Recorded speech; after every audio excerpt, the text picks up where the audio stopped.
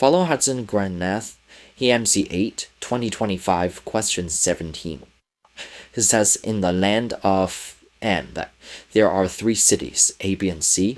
There are 100 people who live in A, 120 who live in B, and 160 live in C.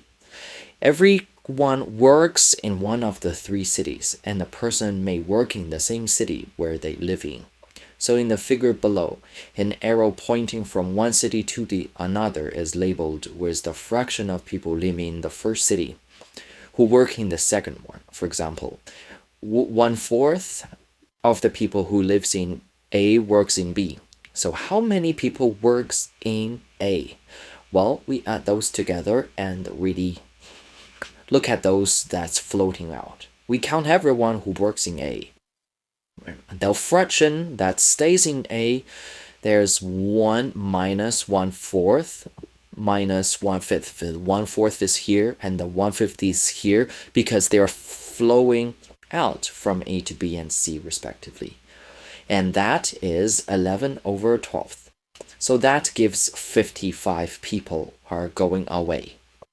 And from city B, 1/3 is going to A, which is 40. And from C, 1/8 of 160 people are going to C, which is 20.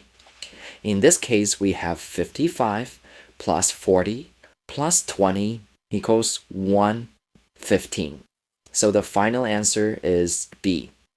For this type of question, the longer the question is, the more complex the reading and the conditions are. Usually the calculation is pretty easy. So the suggestion to test takers is, do we not be afraid of the long reading. Actually, the longer the question is, the simpler the conditions are. It's just a lot.